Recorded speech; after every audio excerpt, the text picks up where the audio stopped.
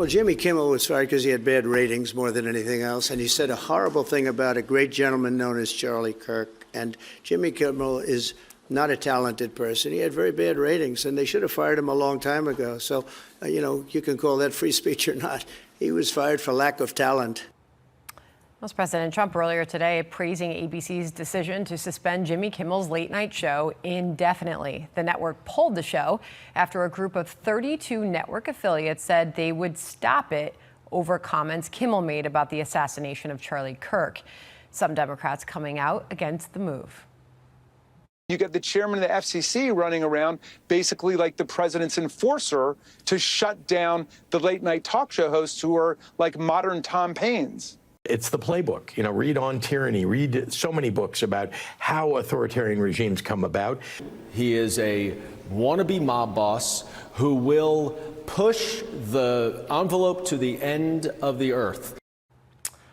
Some of the reaction there. Molly Hemingway sharing her thoughts on all of that in just a few moments. But first, let's get to William Lajeunesse, who's live in L.A. with more on all of this for us. Hi, William.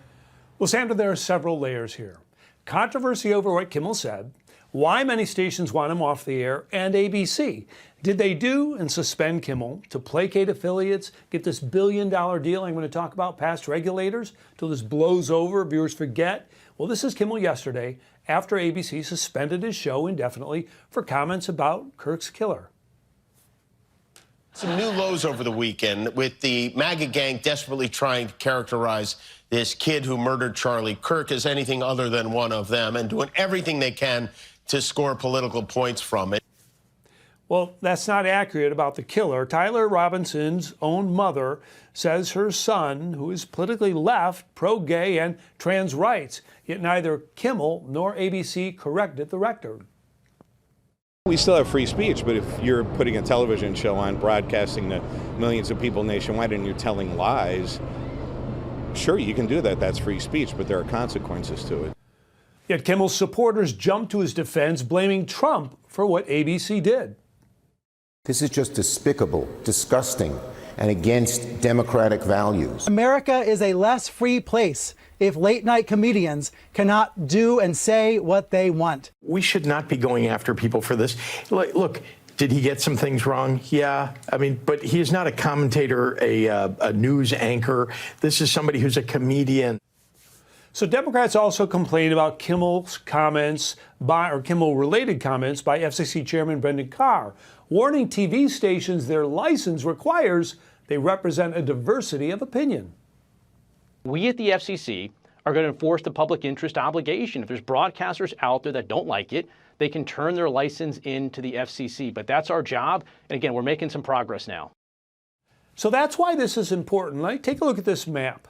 Red dots are ABC affiliates owned by Sinclair Broadcasting. Yellow ones owned by Nexstar, which is trying to buy 64 more stations in a $6 billion deal that must get first approved by the FCC. Both of those station groups, Sandra, pulled Kimmel before ABC, calling his remarks insensitive and offensive. So Kimmel makes $16 million a year. ABC reportedly earns about $76 million in ad revenue from his show. But remember, Colbert allegedly cost CBS $100 million to produce. So maybe this is an out for ABC. Others say he's a beloved member of the family, and this will blow over. Back to you. Got it. William Lajeunesse in L.A. on that for us. Thank you. John? All right, let's dig a little deeper on this with Molly Hemingway, Fox News contributor. So as William was pointing out, the decision was driven by two big ABC stations group, Nexstar and Sinclair. Here's what the chairman of, or the president of the Nexstar broadcast division, Andrew Alford, said about it. Mr. Kimmel's comments about the death of Mr. Kirk are offensive and insensitive at a critical time in our national political discourse, and we do not believe they reflect the spectrum of opinions, views, or values of the local communities in which we are located. Continuing to give Mr. Kimmel a broadcast platform in the communities we serve is simply not in the public interest at the current time, and we have made the difficult decision to preempt his show in an effort to let cooler heads prevail as we move toward the resumption of respectful, constructive dialogue. So that from Nexstar. Interesting to note that Sinclair is replacing the Jimmy Kimmel show this Friday with a tribute to Charlie Kirk. Well, one of the things that I think has not been covered well about this situation is what William just said in this show. These broadcast spectrum stations are different than all other speech platforms.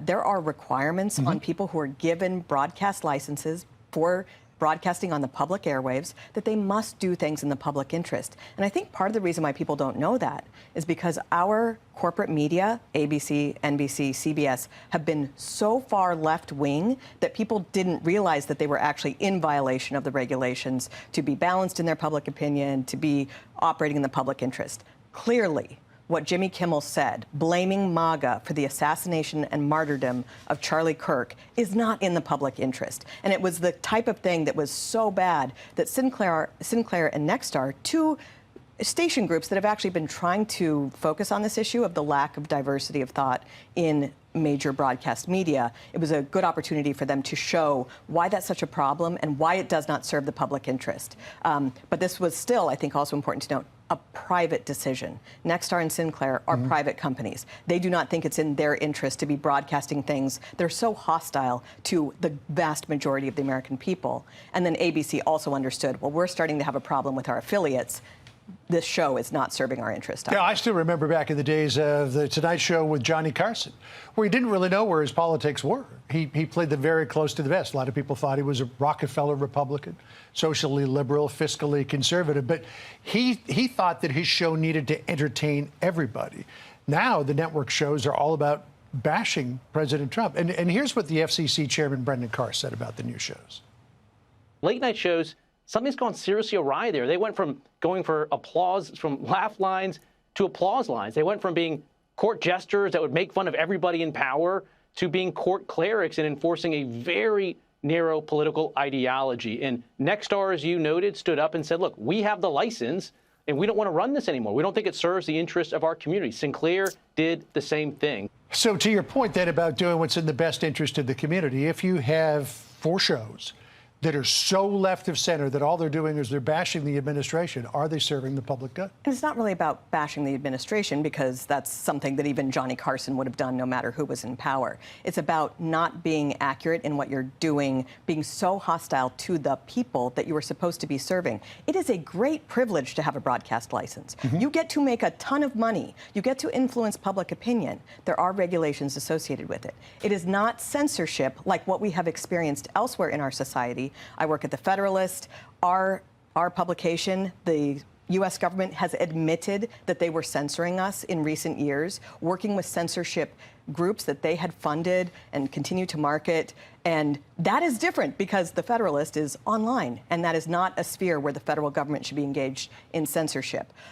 Regulating public airwaves is different. If people truly care about censorship, there's a lot of opportunity to care about it with what has been done online and in other forums that it would be great if people finally started caring. Well, the Colbert Show is on its way out. We'll see if Kimmel is too, or and more if he than comes anything, back. it would just be great to have some humor. I mean, people are saying these are comedy shows. They have not been comedy shows for years. No, they're not all that funny anymore. Yeah. Molly, great to see you. Thank Please say hi to your mom. Thanks. Will do. And on a separate issue, free speech, your Vice President Vance said that free speech is under attack in the UK. Do you agree with him? And Prime Minister, we saw the dismissal of a very well-known chat show host in America last night, Mr. Kimmel. Is free speech more under attack in Britain or America? Well, Jimmy Kimmel was fired because he had bad ratings more than anything else, and he said a horrible thing about a great gentleman known as Charlie Kirk. And Jimmy Kimmel is not a talented person. He had very bad ratings, and they should have fired him a long time ago. So, you can call that free speech or not. He was fired for lack of talent. Yeah, please, go ahead. Yeah, I mean, firstly, on the question of Charlie Kirk, can I just express how shocking that is, I think, to everybody who believes in free speech and in democracy.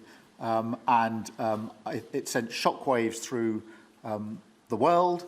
And I know that he was a friend of the president, and I reached out straight away to the president because I understood how impactful it would be on him and his family. And we all need to be absolutely clear about that. Whatever our political views, it is shocking and is to be condemned. On free speech, not much to add to the answer I gave earlier. This country's had free speech for a very, very long time. It is part of who we are as a country, and it is the values that we fought for. We fought for it during the Second World War alongside each other. So we need no reminding of the importance of free speech in this country. Thank you, Robert. All right, joining me now to figure all this out is actor and comedian Rob Schneider. Rob, it's great to see you here today. Are you chilled? Are you in fear for the future of comedy and free speech? Well, Will, first of all, I woke up this morning to the incredible shock that apparently TV shows are not guaranteed in our Constitution. I mean, wow. So that was tough to swallow, first. Second, I'm still waiting for the left, the liberals, to get outraged about Roseanne getting fired for her free speech. And then I'm also waiting, I've been waiting a long time for the left and the Democrats, especially the Democrats on Capitol Hill, for the Twitter files that released that the Biden-Harris administration was actually using the government to pressure Facebook, Instagram, and YouTube, and especially Twitter to actually censor actual Americans through government pressure. So what you have here is you have capitalist pressure. Capitalist pressure is really important because what happens is you have to make money or you have to do something of value so that you can get something in return. Now, the interesting thing is it's false advertising because honestly, look, Jimmy Kimmel can be funny, and I don't mean to take anything away from that. But the fact of the matter, can you remember a political joke that went viral, what was something really funny of his? There was no attempt in humor at all in what he said. And as a matter of fact, it was a lie. Now, as you pointed to, Will, since the 1960s, you have to get a license to broadcast. This isn't Netflix. This isn't cable. This is broadcast TV. And when you have broadcast TV, you have to, the airwaves are owned by the public. And to get that license, you have to be in the interest, like you said, of the public. And so that's why when there's a news van parked in the white zone, they don't get a ticket because they are there to present news to inform the public in the public interest. So what happens is 25% originally was supposed to be the news to inform it to get that license. So when you absolutely lie to the public, then you are no longer in the public interest, like Jimmy Kimmel did the other night. Right. Mislead and lie, and actually was something dangerous. So with the FCC chairman, he didn't say that he was going to pull the license. He was going to give them a warning and ask for an apology, if what I understood on the Benny Johnson show. And so that's not the government doing it. And when 246 different stations around the country say we're no longer airing this, it's because they heard from their consumers. They heard from their customers. And they said, that's it. We're not doing it. And so Nexstar, who's a great guy over there, Sean Compton, said, that's it. He's the CEO and said, when we have complaints like this and none of the channels, 246, because I'm sorry, it's not just L.A. and New York. There are people in between who have a real sense of decency and who realize that what you had here was you had someone who wanted to have conversations and debate, and for somebody who was gunned down for that. So while I don't want to ever celebrate somebody losing their TV show, I think the outrage over somebody losing their TV show should be dwarfed by the outrage over somebody losing their life over a decent, God-fearing, wonderful, lovely person trying to have conversations. So that's where my concern goes. Very, very well said, Rob. You're absolutely right about you have to bring value to your employer. You also have to serve, as you pointed out with the FCC's regulation, the public interest. Now, no one denies that you or Jimmy Kimmel can have your opinion, but it's where you use that opinion and on what platform. And there was a time, Rob, when late night hosts seemed to understand that balance a little bit better. And I just wanted to, with you and our viewers, remember together Johnny Carson. Why do they think that just because you have a Tonight Show that you must deal in serious issues? That's a danger. It's a real danger. Once you start that, you start to get that self-important feeling that what you say has great import. And, you know, strangely enough, you could use that show as a forum. You could sway people, and I don't think you should as an entertainer. Just a minute or so left, Rob. I agree with Johnny 100%. Well, Johnny Carson was unique in the sense that you don't really know if he leaned left or right. Sometimes he leaned left, sometimes he leaned right, but he was there to get laughs, and he realizes what people wanted to do. And I remember, like, as you know, when we were little kids climbing into our mom and daddy's bed when they let us stay up late on a Friday, and we'd watch Johnny Carson, we'd all laugh together because Johnny was there to entertain. And I would just like to say this in defense of people who can get absolutely entrapped into this political echo chamber. And that's what happened to, I mean, in my opinion, what happened to Jimmy Kimmel. I heard him talking on some podcast with another comedian, and it's easy to get trapped in your political echo chamber. But that was the thing that made Charlie Kirk so special, was that we have to challenge our certainties. We have to challenge some of these foundational beliefs that we have to make them better. We need to make a vibrant society. We need dissent, and we need to have all sorts of opinions. And sometimes the bad opinions will inform the better ones. And sometimes an opinion that you say can get you fired and can lose a job, and then, you know, that's a correction too. But we have to continue the debate. And the debate, unlike what some people continue on the left, stop calling us fascists and Nazis for disagreeing. Come up with better ideas, because it is those statements, it is the demonization that has caused this atmosphere where violence starts. And I would just say what Charlie Kirk said. When the conversations stop, the violence begins. And I would just say, God bless Charlie and his family right now. And I would say, I would urge all Americans, let's continue this debate, and let's do it peacefully, and let's do it lovingly. Because, you know, as the Bible says, you love your brother, you don't get a reward for that. You love somebody who's trying to hurt you, trying to destroy you, who's against you. That's what you get, you know, a reward for. So thank you very much for having me, Will. You bet. God bless you as well, Rob, and we will continue the debate. Thank you. God bless you, buddy. Jimmy Kimmel was fired because he had bad ratings more than anything else, and he said a horrible thing about a great gentleman known as Charlie Kirk. And Jimmy Kimmel is not a talented person. He had very bad ratings, and they should have fired him a long time ago. So, you know, you can call that free speech or not. He was fired for lack of talent. President Trump laying into Jimmy Kimmel after ABC suspended his show indefinitely. Kimmel falsely tried to claim that Charlie Kirk's killer was MAGA, despite a mountain of evidence pointing to his left-wing ideology. Here are those comments. We hit some new lows over the weekend with the MAGA gang desperately trying to characterize this kid who murdered Charlie Kirk as anything other than one of them, and doing everything they can to score political points from it. Democrats and the media immediately melting down over the suspension, breathlessly claiming that free speech was under attack. This is just the latest chapter in Donald Trump's ongoing campaign to crack down on free speech. We saw the government step up and give a hard shove, and then we saw a compliant company turn around and suspend Mr. Kimmel. This is so serious, Aaron. Yeah. America is a less free place if late-night comedians cannot do and say what they want. When I see you are wearing a hat, what does that hat say? You're damn right I am, John. I was a guest on the Jimmy Kimmel show. This moment, know that our democracy is on the line. But they fail to tell you the whole story and how Kimmel's suspension was decided by the market. The move by ABC came after Nexstar and Sinclair, two major players who own a ton of ABC affiliates across America, preempted his late-night show, with Nexstar saying that the comments don't reflect the, quote, spectrum of opinions, views, or values of the local communities in which we are located. Kimmel reportedly wasn't going to apologize for lying about the suspect. Instead, he planned to claim that he was taken out of context.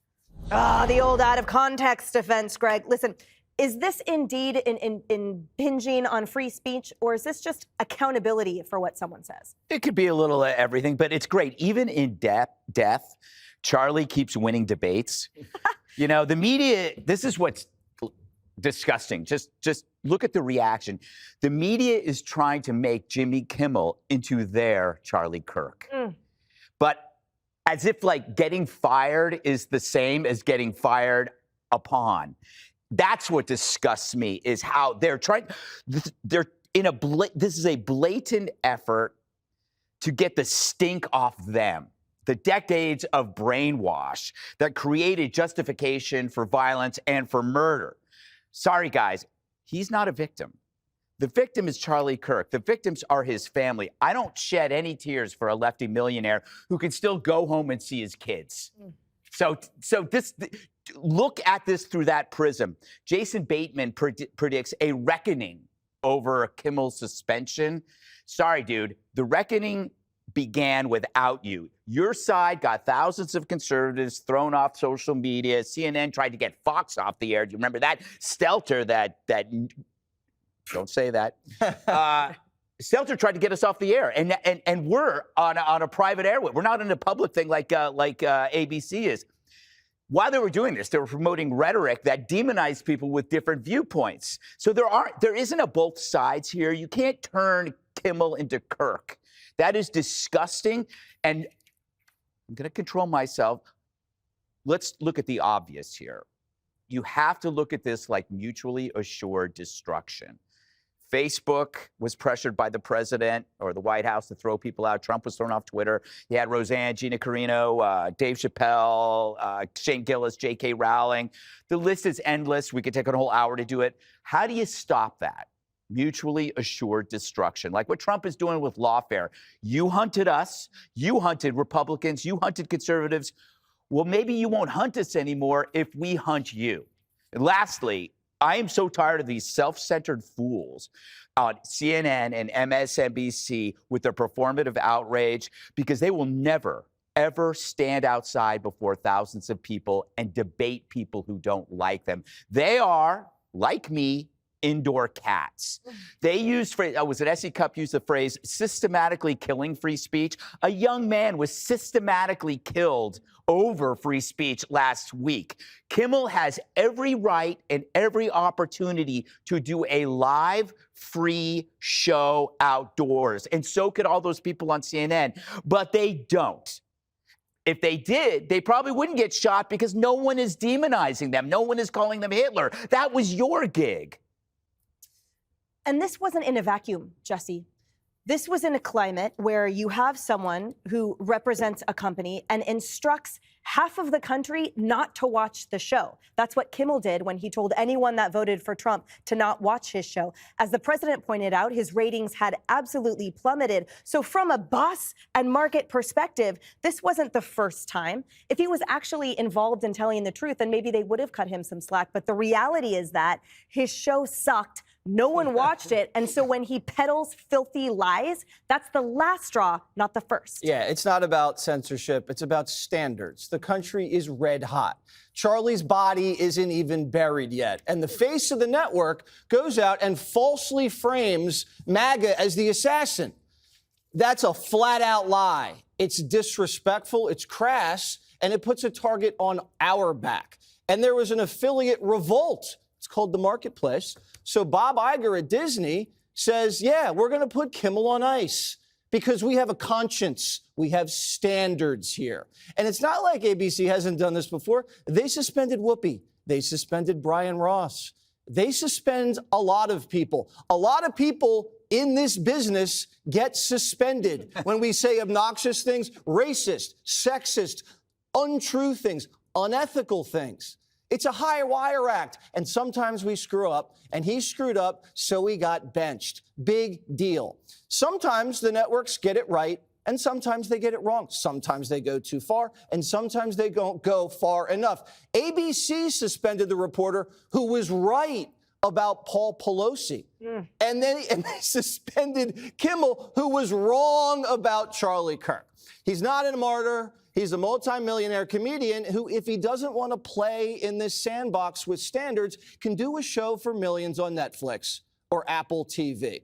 It is funny, though, how the Democrats always defend the crooks, the liars, and the snobby millionaires, whether it's Smollett, whether it's Colbert, this cat, Avenatti, or the Maryland dad. They never defend families or cops or the working man.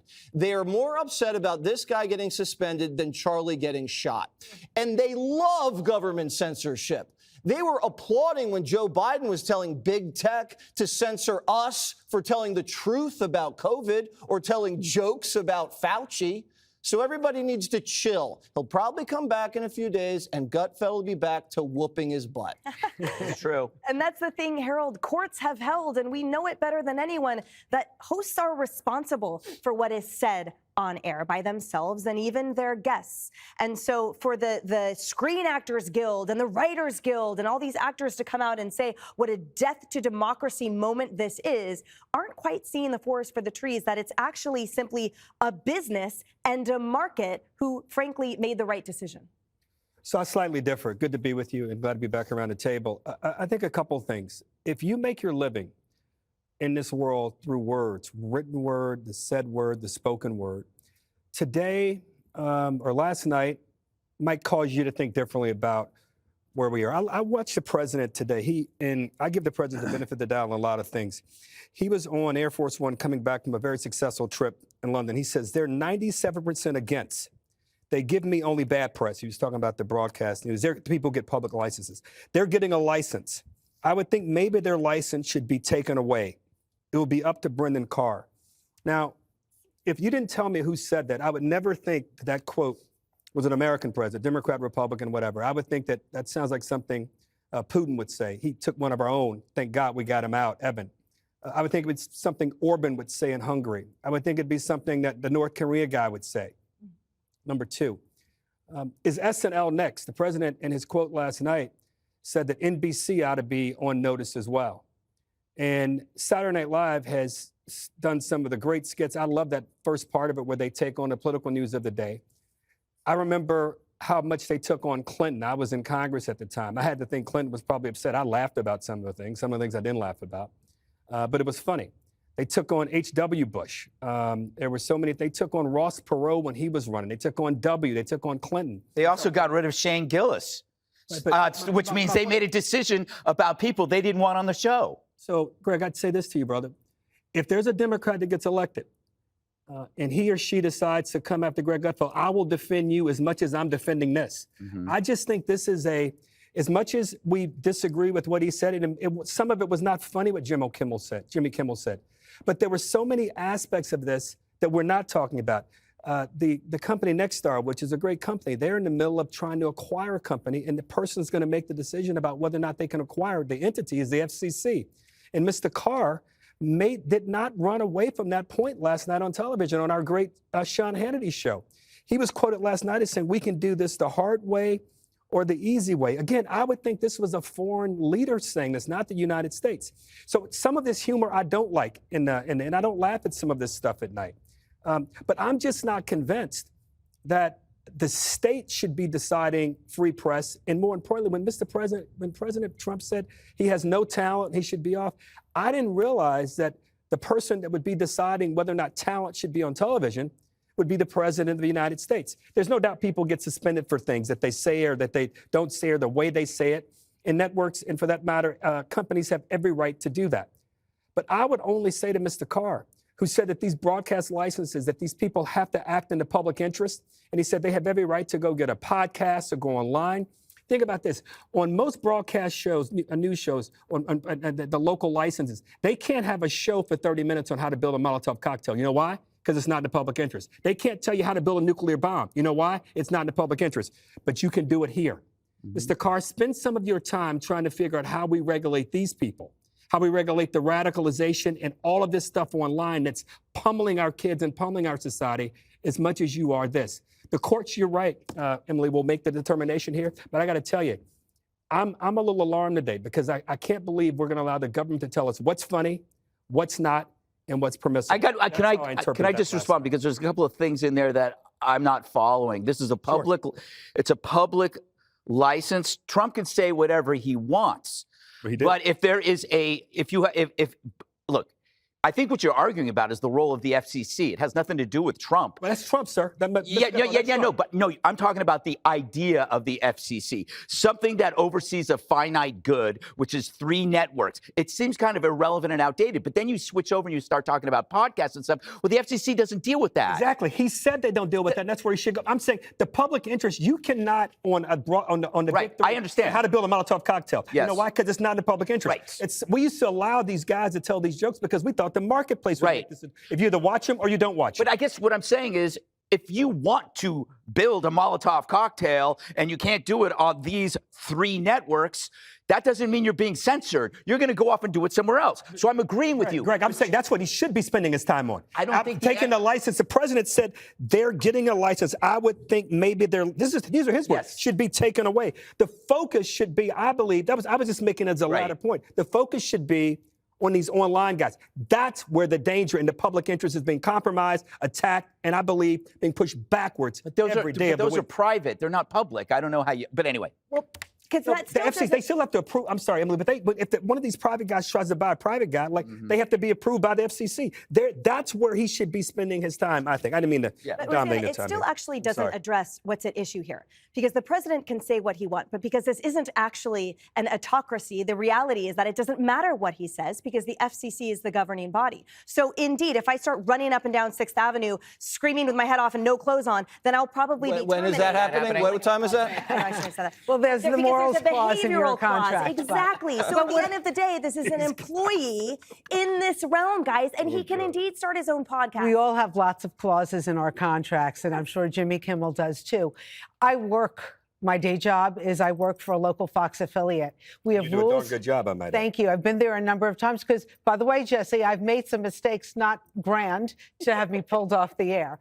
But what I will say is that there are rules and regulations. We have lawyers come in once a year and kind of refresh everybody's memories on what we're allowed to say. There are boundaries. What Jimmy Kimmel said on the air was false. Even today in the New York Times, and I'm going to quote them, criminal charges filed on Tuesday portray Mr. Robinson as a left-leaning assassin who praised LGBTQ views. They didn't say anything about MAGA. He was not part of the MAGA game. But I will tell you this. This is a time where all of us really should kind of take a deep breath. My mother always told me, if you don't have something nice to say, don't say it. We're on cable TV. But a young man was assassinated. Let's turn down the rhetoric a little bit. I don't think we need to hear that lecture right now. I think right now we're talking about something that is being put on us.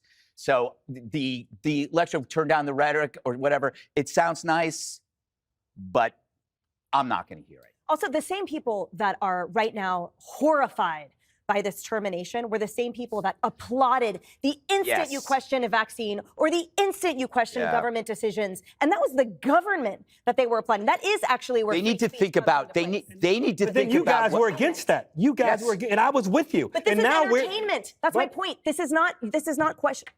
Okay.